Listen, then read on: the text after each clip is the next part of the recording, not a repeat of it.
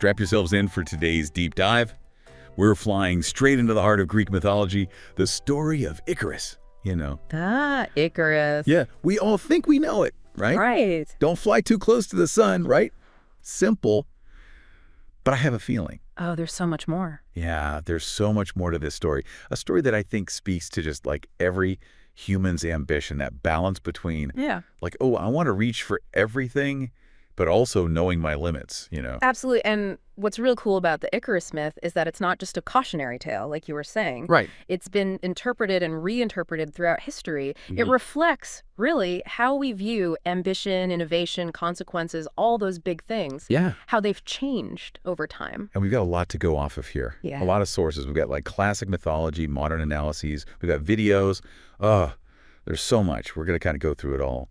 And I think it's going to be a really cool journey, like part history, part psychology, and all parts just fascinating.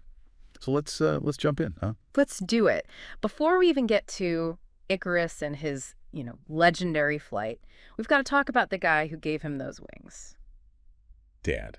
His father, Daedalus. Daedalus. Now, this guy was a legend. Oh, yeah. A true visionary. Okay, picture this. The ancient world's Elon Musk. Okay, I love this already. But with togas and sandals. Yeah. Right. Yeah. And our sources paint him, like you said, as a total genius. Oh, yeah, we're talking like the saw, the compass. I even read that he invented like the first bathhouse. That's right. This guy was basically like revolutionizing daily life in Athens. It's incredible. Exactly. I mean, he even created these sculptures so lifelike people were convinced they could breathe. Yeah. But like a lot of really bright minds, Daedalus, well, he had a darker side.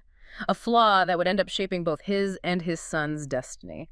Okay, so this is where the story, I think, really takes a turn, right? Like, he's driven by jealousy. Yes. And he murders his own nephew. That's right. It's a big deal. And he's forced to flee Athens. Goes to the island of Crete, which was ruled by King Minos. Now, this act of violence, right at the beginning of the story, I think it really foreshadows the tragic events that are going to come later. Totally. It suggests that even these brilliant minds, they can have these destructive impulses, and those impulses can have, well, massive consequences. Right. Like, it's almost a warning about ambition. Yeah. Right? Like, his talent, his drive, it's undeniable, but it led him down a pretty dangerous path. Couldn't agree more. Yeah.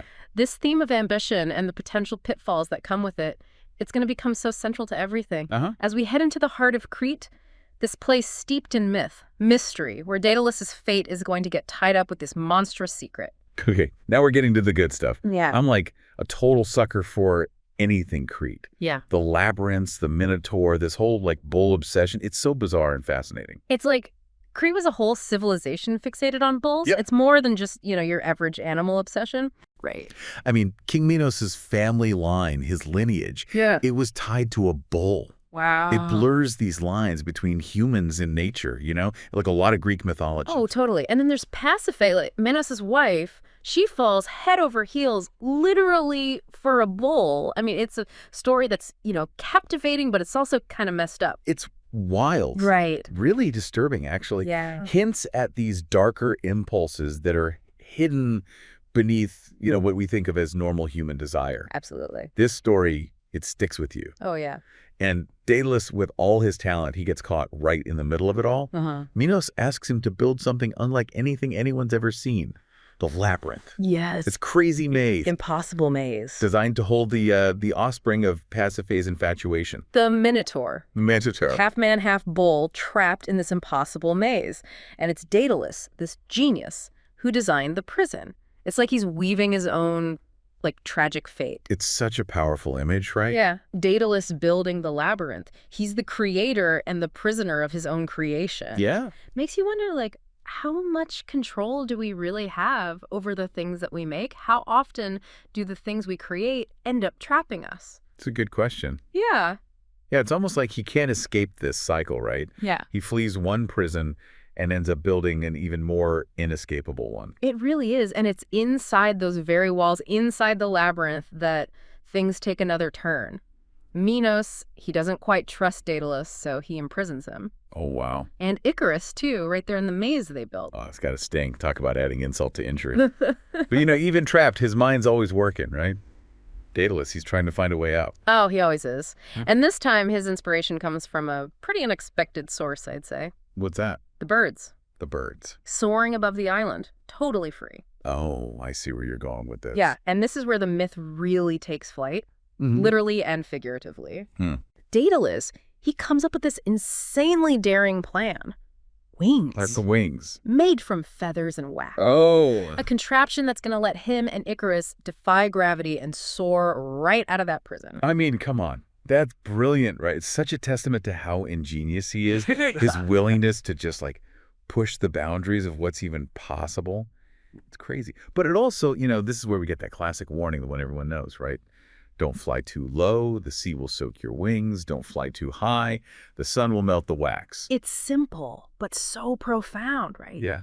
I think that warning, it speaks to this like fundamental truth about human ambition. It's all about balance. Yeah. It reminds us that even when we're chasing greatness, we got to be aware of our limitations, what we can and can't do. Totally. But Icarus, he's young. He's like caught up in that thrill of flight, and he doesn't listen. Classic Icarus. He's captivated by it, right? The freedom, the power, the feeling of just soaring above everything. Yeah. And this is that moment of just reckless abandon where the myth delivers its biggest lesson. It's not just about a kid not listening to his dad, right? Right. It's about this urge, this primal urge to push past our limits, that temptation to reach for something that's maybe just beyond our grasp, that power, that intoxicating power of freedom, and how easy it is to just lose yourself in it. That's so true.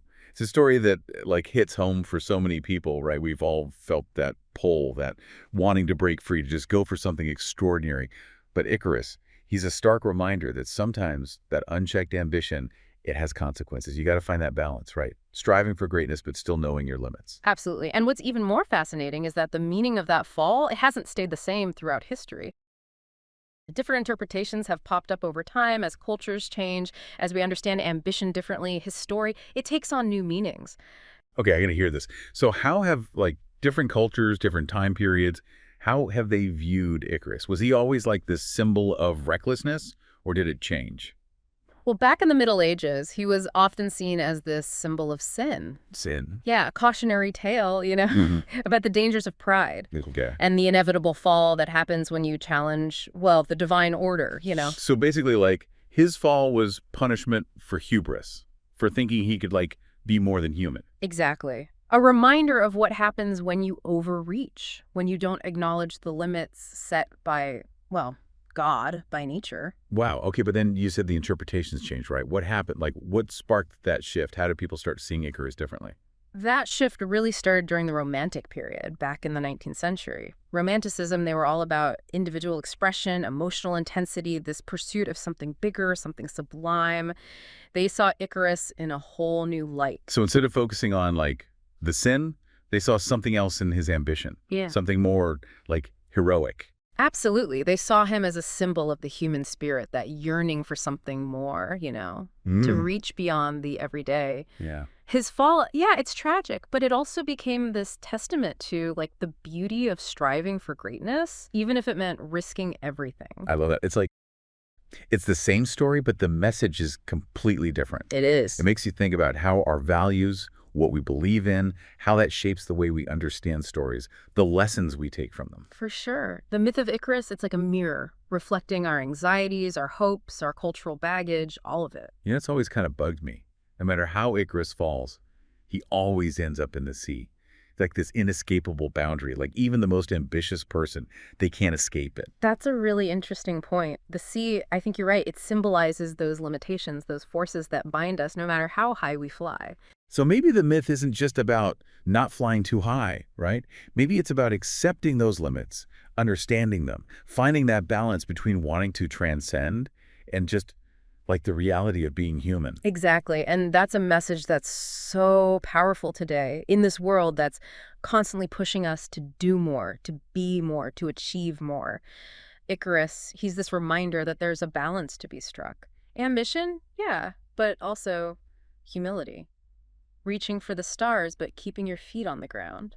It's wild, right? Like we've peeled back all these layers of meaning with this myth. It's like there's so much depth to it. Yeah, it's like an onion of ancient wisdom. Oh, I like that. I like that a lot. And you know what's really amazing? What's that? It's how relevant the Icarus myth is today. Like even now, people are finding new meaning in it, connecting it to the stuff we deal with in the 21st century. Oh, yeah, totally. Like what kinds of connections are we talking about? Give me some examples. Well, for one, some people see Icarus as like the original entrepreneur. Oh, interesting. The innovator, the one who dares to dream big, Yeah. Pushes the boundaries, doesn't care if people think they're crazy. Like Silicon Valley's full of those Icaruses, right? Exactly. Always trying to reach new heights with technology, disrupt everything. Totally. It's like instead of being a warning against ambition, Icarus suddenly becomes the symbol of like bold innovation. Yeah. Even if it means, crashing and burning sometimes. Right, right.